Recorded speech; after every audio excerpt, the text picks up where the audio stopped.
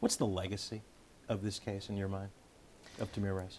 Beyond the terrible tragedy itself, one of the legacies and really stains that comes out of this case is how the criminal justice process failed Samaria Rice and her family.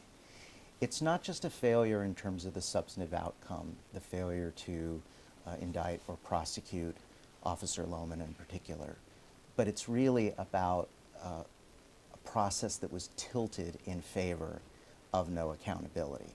So the biggest example that comes to mind was the level of special treatment given to these officers in the process that would never be afforded to any other target of a criminal investigation, where they were permitted to come before the grand jury, take the oath, read pre-written statements as if it was a politician's press conference, and then leave without being cross-examined.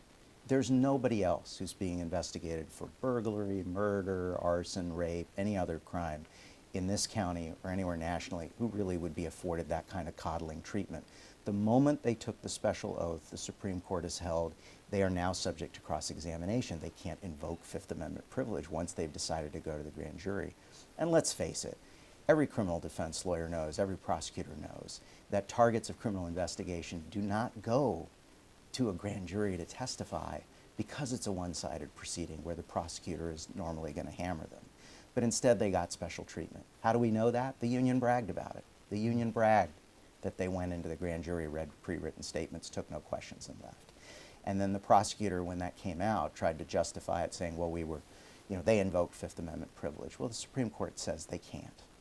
So that kind of special treatment, that's just one example of many others that I can share. That kind of special treatment ultimately undermined, in my view, the integrity of our criminal justice system. And it showed that for some reason, at some deep subconscious level at a minimum, prosecutors, the entire system is just leans in favor of trying to exonerate the officers, no matter what the facts are. Now let's say they had been cross-examined. If I'd been a prosecutor cross-examining them, Russ, what I would have asked is things like, well, Officer Lohman, you claim that you shouted out warnings to Tamir. Let's see the video clip. It's all of a second and a half, 2 seconds as the car rushes up upon him.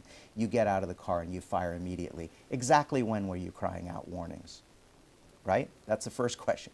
Then you also ask, by the way, your fellow officer, Officer Garnback, who was driving, says that the windows were rolled up and it was a cold November day and there's ice on the ground.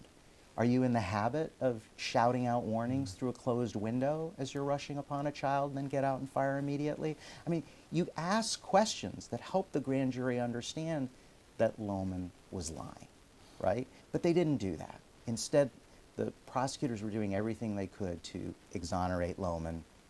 That was clear from the beginning when we first started interacting with